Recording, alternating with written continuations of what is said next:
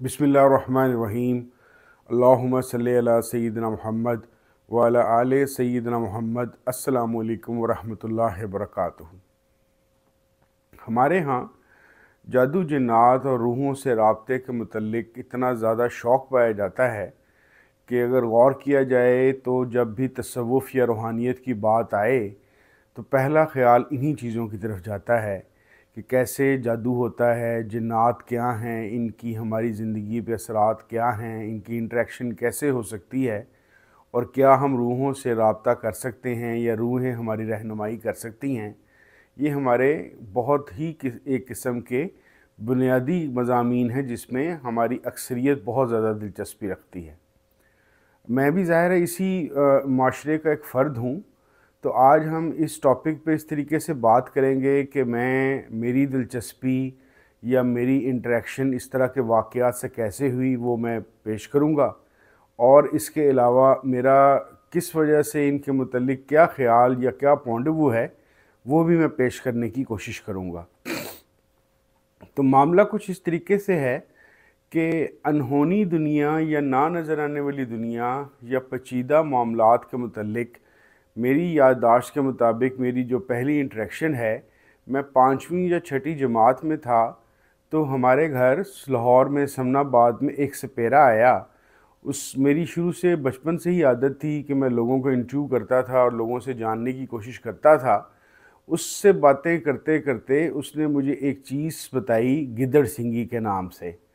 और उसके नाम से उसने मुझे ये बताया कि ये चीज़ एक ऐसी ज़बरदस्त अनमोल चीज़ है कि जिसके पास भी हो वो बहुत ज़्यादा मालो दौलत भी कमा लेता है और जो चाहता है वो होना शुरू हो जाता है।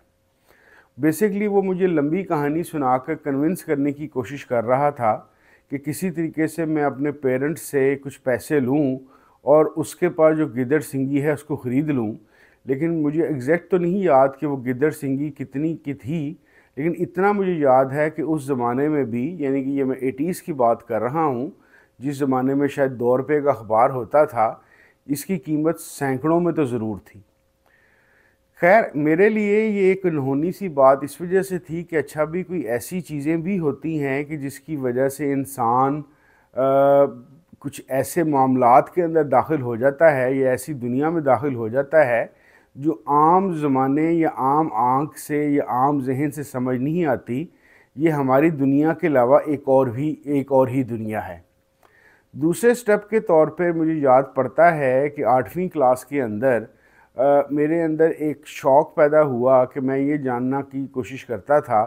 कि ये जादू टोना क्या होता है। इसके लिए मैंने, क्योंकि मेरी वालदा का स्कूल था जिसकी किताबें लेने के लिए उर्दू बाज़ार जाना होता था, मैं उर्दू बाज़ार गया और वहाँ से मैंने कुछ जादू से रिलेटेड किताबें ख़रीद लीं। जादू थे, अमलियात थे, टोने करने के तरीक़ेकार थे, और घर आके मैंने उस पर काम करना शुरू कर दिया। उसमें ज़्यादातर जो उससे जादू टोने के मामलात थे वो काफ़ी पेचीदा से थे। पेचीदा इस लिहाज से कि मेरे जैसा बंदा जो एक जगह पर टिक के ना बैठ सकता था, ना कोई मुसलसल काम कर सकता था, उसके लिए सबसे बड़ी मुश्किल ये थी कि किसी एक विर्द या मंत्र को काफ़ी लंबा पढ़ना था, नहीं कि हज़ारों लाखों की तादाद में, तो उसके बाद वो जादू का असर आपके हाथ में आना था। खैर, मैं टूटा फूटा इस अमल को कुछ साल 1.5 साल तक करता रहा, और फिर आखिरकार उन्हीं दिनों में, क्योंकि मैंने टेलीपैथी और हिप्नोटिज़म वाले काम शुरू किए हुए थे और मेरी यहीं से बात शुरू हो चुकी थी कि सारा कुछ दिमाग की कंसंट्रेशन की गेम है, तो मैंने जादू को भी इसी तरह की चीज़ समझ के अधूरा छोड़ दिया। लेकिन बहरहाल ये गिदड़ सिंगी और जादू टोने की किताबों ने मुझे एक इंट्रोडक्शन दे दिया कि जिस दुनिया में मैं रहता हूँ वहाँ पे कुछ ऐसी मालूमात या अलूम मौजूद हैं जिसकी वजह से लोग ये समझते हैं कि वो किसी भी चीज़ को काबू कर सकते हैं या अपनी मर्ज़ी की चीज़ें पूरी करके अपनी ज़िंदगी अपनी ख्वाहिश के मुताबिक चला सकते हैं। कहानी में थोड़ा सा टर्न इस तरीके से आया कि जब तक मैं मास्टर्स की तक पहुंचा, बल्कि शायद बीए में था, तब तक ये जादू टूना, टेलीपैथी, हिप्नोटिज़म, अहादीस की किताबें, कुरान की तफसीर वाला दौर मेरा गुज़र चुका हुआ था। लेकिन मैं अक्सर ये बातें सोचता रहता था कि ये जो गैर मरी दुनिया है इसकी हकीकत क्या है, क्या ये वाकई ही ऐसी कुछ दुनिया मौजूद है, ये जिन्नात की दुनिया, भूतों परियों की दुनिया, या जादू के ज़रिए से लोगों को काबू करने की जो उनकी सलाहियतें हैं, या सिर्फ ये बातें बनी हुई हैं। 1989 में मेरे उस्ताद मोहतरम असरार गनी असद के थ्रू मुझे रीडर्स डाइजेस्ट का एक स्पेशल एडिशन मिला, इनटू द अननोन। इस इनटू द अननोन के ज़रिए से मेरी पहला इंट्रोडक्शन हुआ पैरासाइकोलॉजी से, क्योंकि इस स्पेशल एडिशन के अंदर रूहों की फ़ोटोग्राफ, अयोरा की तस्वीरें और इस तरह की वो चीज़ें जो नॉर्मली हमारे यहाँ सैकड़ों नहीं तो हज़ारों साल से हमारे इस तरह की गैर मरी दुनिया के मुतल्लिक ख़यालात हैं, उसके ज़रिए से मुझे उस किताब के ज़रिए से ये पता चला कि साइंटिफिकली इन चीज़ों की खोज लगाने की कोशिश की जा रही है, क्योंकि ये इतने ज़्यादा तौर पर रिपोर्ट हो रहे हैं कि इंसानों ने या साइंसदानों ने इस बात का तहैया किया है कि इसकी मुतल्लिक ज़रा तहकीक करके देखें कि इस तरह के वाक़यात के मुतल्लिक इतने बड़ी तादाद के लोगों को जो बिलीव है और जो इतने ज़्यादा इस पर रिपोर्टिंग हो रही है कि मेरे साथ ये हुआ, मेरे साथ ये हुआ, मेरे साथ ये हुआ, तो क्या कोई इसकी हकीकत है। तो इनटू द अननोन ने मेरा हॉरिज़न जो सा था, मेरी जिस तरह की तबीयत था, उसको ज़रा वाइड कर दिया और मेरे पास एक नई ऐसी चीज़ आ गई कि मुझे ये सीखने की आदत पड़ी कि हर चीज़ को जो दुनिया ज़माने के अंदर डिस्कस हो रही है या उसके मतलब बात हो रही है, उसकी बजाय मुझे चाहिए ये कि मैं साइंटिफिक अप्रोच के ज़रिए से उस चीज़ की तहकीक करूं, बजाय इसके कि मैं अपनी ज़ाती पसंद नापसंद के ऊपर किसी चीज़ को एक्सेप्ट या रिजेक्ट कर दूं। इसी दौर में मास्टर्स के ज़माने से पहले या इसके आसपास मैं पामिस्ट्री और न्यूमरोलॉजी के इल्म के अंदर भी घुस चुका हुआ था, और इसी दौर के अंदर मेरी वालदा की एक मुझे पता चला कि मेरी वालदा किसी एक जगह जाती हैं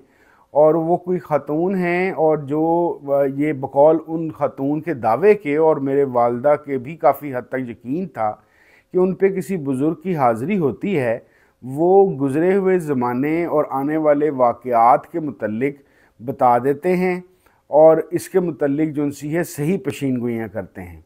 मैंने क्योंकि थोड़ा सा प्रो साइंटिफिक माइंड होने की वजह से मैंने इस चीज़ पे तवज्जो नहीं दी, बल्कि इसको मैंने यही समझा कि मेरी वालदा ने एक अपनी एंटरटेनमेंट का कोई तरीक़ाकार ढूंढा है कि जिसके ज़रिए से जाके वो इन खातून से मिलकर बातें करती हैं। लेकिन एक दिन ऐसा क्या हुआ कि मैं नॉर्मली जो इस तरह की जादू वाली चीज़ें या जिन्नात वाली चीज़ें या हिप्नोटिज़म या टेलीपैथी जैसी कोई हरकतें कर रहा होता था, ये मेरी फैमिली के अंदर नहीं पता चलती थी। तो इसी तरीके से जिन दिनों मैं बाकायदा लोगों के पामिस्ट्री कर रहा था और हाथ देखा करता था और मेरे तुक्के बहुत ज़्यादा सही भी हो रहे थे और मेरे घर में किसी को नहीं पता था, एक दिन मेरी वालदा उस जगह से होकर आईं और उन्होंने मुझे कहा कि जी बाबा जी ने मुझे बताया कि उमर तो लोगों के हाथ देख रहा है। मेरे लिए ये बड़ी हैरत की बात थी। पहली दफ़ा मैं चौंका और मैंने सीरियसली इस बात को लिया कि कैसे एक जो उनसे मेरी माँ को एक औरत ने जो ये दावा करती है कि उस पर हाज़िरी होती है, उनको इतनी मेरी इंटरनल बात कैसे पता चली। अब मैंने हमारी अपनी वालदा को ख़रीदा तो उनको मेरी एक दो और पर्सनल हरकतों का भी पता था जो कुछ मायूब सी थी। तो मैंने थोड़ा सा अलर्ट हुआ और मेरे अंदर दिलचस्पी पैदा हुई कि मैं भी इंदर जाता हूँ और इनसे पूछता हूँ। ये तकरीबन कोई 5-7 साल में मेरी इन ख़ातून से हाज़िरी वाले मामले में जहाँ तक मुझे याद पड़ता है कि 8 या 9 या 10 मैक्सिमम मुलाकातें होंगी, जिसके अंदर मैं अपनी मौजूदा ज़िंदगी, अपने शौक़, अपना जो करना चाहता हूँ, अपनी प्रोफेशनल लाइफ, अपने तरीक़ाकार के मुतल्लिक़ मुख्तलिफ़ गुफ्तगूएँ करता रहा। टू बी वेरी ऑनेस्ट, मैं इस चीज़ को ना तो पूरी तरह मानता हूँ, ना ही मैं इसको रिजेक्ट कर सकता हूँ। उसकी वजह ये है कि मेरी हैरत मुझे आज तक इस एज में भी है कि उनकी बताई हुई तकरीबन 100% चीज़ें मेरी पूरी हुई। यहाँ तक कि इसी एक मुलाकात में, क्योंकि मैं 30 को साल की उम्र में जब पहुँच गया हुआ था, तो मेरी वालदा मेरे मुतल्लिक़ अक्सर परेशान रहती थी कि मैं ना नमाज़ पढ़ता हूँ, ना मैं बल्कि जुमा भी नहीं पढ़ता, और ईद की नमाज़ भी मुझे ज़बरदस्ती लेके जाना पड़ता है। तो एक दफ़ा मैं इसी तरह बैठ के कोई अपने किसी चक्कर में उनसे गुफ्तगू कर रहा था, तो मेरी वालदा एकदम बोली, तो उन्होंने पूछा उनसे कि जी ये नमाज़ पढ़ना कब शुरू करेगा। तो 30 साल की उम्र के अंदर उन्होंने मुझे कहा कि तुम इसकी फ़िक्र ना करो, ये बहुत जल्द ना इसको एक बहुत बड़े बुज़ुर्ग मिलेंगे, ये सारी ज़िंदगी किसी की बात नहीं मानता रहा, ये उनकी बात मानेगा और ये नमाज़ें भी पढ़ेगा और ये सारा कुछ करेगा, तू हैरान रह जाएगी कि ये कौन से वाला उम्र है। तो यानी कि मुझे जो उनसे मेरी ज़िंदगी के अंदर ये एक अजीब वाक़या ये है कि किसी ने अपनी ज़ुबान से मुझे शेख साहब से मिलने, यानी कि शेख साहब से मिलने के मुतल्लिक शेख साहब से मुलाकात से तकरीबन 4 साल पहले बता दिया था कि इस तरीके से मेरी एक मुलाकात होगी एक बुज़ुर्ग से जो बहुत बड़े बुज़ुर्ग होंगे और मेरी ज़िंदगी में मजहबी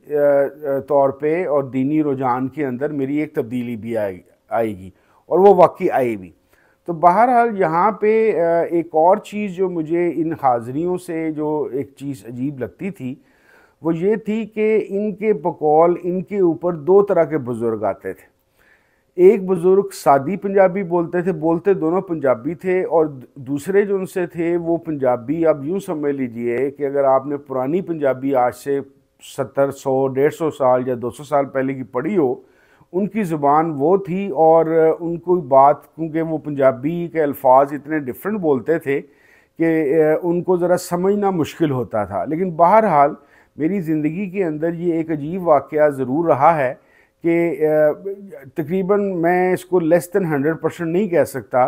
कि उनकी मेरे मुतल्लिक 100% बातें किस तरह पूरी हुई, क्यों हुई, क्या मैकेनिज़्म था, किस तरीके से ये चला, ये मेरे लिए आज तक भी एक क्वेश्चन मार्क है बहुत बड़ा। जहाँ तक बात रह गई जादू के अलावा जिन्नात के मामलात की, तो मुझे ये वाला जो शोबा है शुरू दिन से लेकर आज तक कोई मुझे बहुत ज़्यादा इंटरेस्टिंग लगा ही नहीं। उसकी शायद वजह यह है कि मेरे जहन में ये एक बात बैठी हुई थी, ये नहीं थी कि मैं जिन्नात को मानता नहीं था या मानता नहीं हूँ। जिन्नात से मेरा तारुफ़ इतना है कि ज़ाहिर है कुरान करीम के अंदर जिन्नात का ज़िक्र है, तो ये ज़रूर होंगे और हैं भी मेरे ख़्याल के मुताबिक। और फिर मुझे शेख साहब के यहाँ एक ड्यूटी करते हुए तकरीबन ऐसा मौका मिला कि तकरीबन कोई 1000-1200 किस्म की तादाद के अंदर मुझे ऐसे लोगों से इंटरेक्शन करने का मौका मिला जिनका ख़्याल के मुताबिक उनके ऊपर जिन्नात का साया है या जादू हुआ है। और इस की जो मेरी कैलकुलेशन है 99.99% नफ्सियाती मसाइल थे। जिन्नात का मामला अगर कोई शक पड़ा तो वो शायद 1000-1200 में से 3-4 के ऊपर ही था। लेकिन मैं ये नहीं कह सकता कि मुझे सिवाय इसके कि कुरान करीम की वजह से मुझे यकीन है, लेकिन एक और वजह थी इस टॉपिक के अंदर इंटरेस्ट ना लेने की, जो मुझे आज तक भी इंटरेस्ट नहीं है, क्योंकि मैं ये समझता हूँ कि इंसान होना ही बहुत बड़ी बात है। इंसान होना ही एक बहुत बड़ी ताकतवर और एक बहुत बड़ी नेमत है अल्लाह ताला की। तो हमें भला क्या ज़रूरत पड़ी है कि हम गैर मखलूक के साथ इंटरेक्ट करें, या जिस तरह बाज़ लोगों का ख़्याल है कि जिन्नात के ज़रिए से कोई मदद मिल सकती है या कोई इस तरह की चीज़ें हो सकती हैं। तो मुझे कभी भी ये बात अट्रैक्ट ही नहीं की कि इस मखलूक की तरफ बढ़ा जाए या इनसे कोई मदद मांगी जाए या इनसे कोई काम करवाया जाए या इवन इनके साथ बातचीत भी की जाए। मुझे वो शौक़ भी नहीं रहा। अच्छा, ये जो सारी की सारी बातें मैं आपको बता रहा हूँ, इसके दरमियान में मैंने आपको बताया कि मेरा 89 के अंदर इंटर द अननोन के ज़रिए से पैरासाइकोलॉजी से एक तारुफ़ हो गया था। तो उस तारुफ़ को आगे बहुत अरसे बाद, कोई 15-20 साल बाद, पैरासाइकोलॉजी और साइकोलॉजी के मुतल्लिक मुझे जब मज़ीद पढ़ने का इत्तफ़ाक़ हुआ, क्योंकि मैंने पहले भी बताया है कि मेरी हमेशा यही ख्वाहिश होती है कि मैं किसी चीज़ को जज्बाती तौर पर या किसी के कहने पे ना मानूं, बल्कि उसकी तहकीक करूं। यानी कि मेरी पसंद और नापसंद के अलावा प्रैक्टिकली, लॉजिकली, रैशनली वो चीज़ पता चलनी चाहिए कि क्या वो मौजूद है या कि ये दिमाग की सारी गेम है। तो एक और वो लोग जो उनसे जिन्नात या जादू या रूहों के अंदर शौक़ रखते हैं, उनको मैं तजवीज़ करूँगा कि वो पैरासाइकोलॉजी के मुतल्लिक ज़रूर पढ़ें। वैसे अब पैरासाइकोलॉजी को ज़्यादा एनालिटिक साइकोलॉजी कहा जाता है, ये एक ऐसा मज़मून है कि जो सी अननोन फिनोमेना है या अनसीन वर्ल्ड है, चाहे वो जिन्नात की सूरत में हो, चाहे वो रूहों की सूरत में हो, चाहे वो नियर टू डेथ एक्सपीरियंसेस की सूरत में हो, वो टेलीपैथी के मुतल्लिक हो, या वो इंसानी सलाहियत जिसके ज़रिए से इंसान सिर्फ सोच के ज़रिए से चीज़ों को मूव कर सकता है एक जगह से दूसरी जगह। जैसे आपने बाज़ फिल्मों या डॉक्यूमेंट्रीज़ में देखा होगा कि चमचे टेढ़े कर दिए, ज़मीन से ईंट उठा दी आंखों से देखकर। तो ये वो तमाम शोबा हयाजात हैं जिनके ऊपर पैरासाइकोलॉजी साइंटिफिक तरीके से जो रिसर्च करती है। अनफॉर्चुनेटली बेशुमार रिपोर्टिंग जो सी है नियर टू डेथ एक्सपीरियंस, जिन्नात के मुतल्लिक तमाम चीज़ों के, और बहुत सारे गैजेट्स भी डेवलप कर लिए गए और माइंड के साथ या ब्रेन के साथ मशीनें लगा के स्कैनिंग भी कर ली गई। लेकिन साइंस का जो अपना एक तरीक़ाकार है, क्योंकि साइंस के तरीक़ाकार ये कहता है कि हम उस चीज़ को कंफर्म या लॉ या हकीकत मानेंगे कि जब एक ही काम को बार बार करने से एक जैसे ही रिज़ल्ट आएँ। साइंस किसी ऐसी चीज़ को नहीं मानती कि जिसमें कभी तो आपको कोई रिज़ल्ट मिल जाए और फिर कभी ना मिले, फिर कभी मिल जाए, यानी कि एराटिक किस्म का जो सा एक रिज़ल्ट है उसके मुताबिक साइंस नहीं चलती। दैट इज़ वाई जो ख़ास तौर पे जिन्नात से रिलेटेड रिपोर्टिंग है उसका आज तक पैरासाइकोलॉजी या एनामलिस्टिक साइकोलॉजी को एक वाज़िया सबूत नहीं मिल सका। हाँ, दो ऐसी चीज़ें हैं कि जिसके अंदर एनामलिस्टिक साइकोलॉजी ने काफ़ी तरक्की की और काफ़ी आप समझ लीजिए कि सक्सेसेस हैं। एक टेलीपैथी से रिलेटेड है और एक साइकोएनालिटिक्स के हवाले से है कि जिसमें चीज़ों को उठा के इधर से उधर किया जाता है। ये दो ऐसी चीज़ें हैं कि जो इंसानी मशीनें जो बनी हुई हैं, जो दिमाग की स्कैनिंग और उसकी रिपोर्टिंग और उसकी मॉनिटरिंग करती हैं, उसके ज़रिए से टेलीपैथी, हिप्नोटिज़म और ये चीज़ों को मूव करने वाली चीज़ें हैं, इसके काफ़ी हद तक वाज़ेह सबूत मिल चुके हुए हैं। बल्कि टेलीपैथी तो यहाँ तक भी अब एक इम्प्रूवमेंट और डेवलपमेंट में आ चुकी है कि अब तो आपको शायद पता हो इस बात का कि दो इंसानों को मुख्तलिफ़ कमरों या मुख्तलिफ़ जगहों पर बिठा के दिमाग में गैजेट्स लगा के ब्रेन टू ब्रेन कम्युनिकेशन भी करा ली जाती है। अच्छा, एक और चीज़ मैं आपको बताऊं, क्योंकि जब मैंने टेलीपैथी की एक वीडियो की थी तो इसमें एक बड़ी ज़रूरी बात मैं बताना भूल गया। आप में से वो लोग जो टेलीपैथी के मुतालिक पढ़ना या सीखना चाहते हैं, तो जो उनसी मेरी ज़िंदगी की बेस्ट बुक मैंने देखी हुई है गाइडलाइन के तौर पे, वो ख्वाजा शमसुद्दीन अज़ीमी साहब की किताब है टेलीपैथी सीखिए। मेरे ख्याल के मुताबिक ये एक इंटरनेशनल स्टैंडर्ड की बुक है जो किसी किस्म की बोंगी या पोरी जिसको पंजाबी में कहते हैं वो नहीं बताती, बड़ा सीरियसली आपको चीज़ें बताती है। तो बहरहाल आज के गुफ्तगू करने का मकसद ये था कि ये एक दफ़ा फिर मैं यही दरख्वास्त करूँगा कि किसी भी चीज़ को जांचने, मानने या रिजेक्ट करने के लिए उसका रैशनल मयार होना चाहिए। जैसे मैंने अपनी ज़िंदगी में एक चीज़ ये डिवाइड कर ली हुई है बहुत अरसे से कि मैं एक है ईमान से रिलेटेड मेरी चीज़ें वो मुझे अपने मोहतरम शेख साहब शेख अमीन साहब रहमतुल्लाह अलैह से मिल गई और मैं उसको मुताबिक देखता हूँ। लेकिन मेरे अंदर आप इसको अच्छाई कह लीजिए या बुराई कह लीजिए, मैं अंधी तकलीद नहीं कर सकता। मुझे क्योंकि कुरान करीम की तरफ से एक हौसला मिलता है कि जब मुझे पता चलता है कि कुरान करीम दावत देता है तफक्कुर, तदब्बुर, तअक्कुल करने की, तो मैं इस हौसले की वजह से अपनी जितनी किस्म की तरीक़त की भी चीज़ें हैं उस पर तहकीक और उसकी तसल्ली ज़रूर करता हूँ। और जब तक मुझे किसी चीज़ का वाज़े सबूत ना मिले, ना मैं उसे एक्सेप्ट करता हूँ और ना उसको किसी गंदे तरीके से रिजेक्ट करता हूँ। ख़ास तौर पे मेरे ख़्याल के मुताबिक अगर आप तहकीक या किसी जगह पे पहुँचना चाहते हैं तो सबसे बड़ी आदत जो आपको अपनानी पड़ेगी वो ये आदत है कि आपको कोशिश करके एकदम किसी को काफिर कह देना, किसी को गलत कह देना, किसी को रिजेक्ट कर देना, इस आदत से जान छुड़ानी पड़ेगी। बाकी जो रूहों का या जिन्नात का तल्लुकात हैं, ये एक बहुत बड़ा वसी मौजू है। और मेरी ज़िंदगी, क्योंकि मैं बहुत सारे ऐसे घरों के अंदर रहा हूँ जहाँ पे छतों से चलने दौड़ने की आवाज़ें, पत्थर गिरने की आवाज़ें, ईंटें गिरने की मामलात मैंने अपनी आँखों देखे हुए हैं, यानी कि ख़ुद से एक्सपीरियंस किए हुए हैं। दैट इज़ वाई मेरे लिए ये एक मुश्किल काम है कि अपनी तमाम साइंस और फ़लसफ़े के ऊपर ईमान रखने के बावजूद मैं इन अननोन किस्म की जो इंसिडेंट्स हैं इनको रिजेक्ट कर सकूं।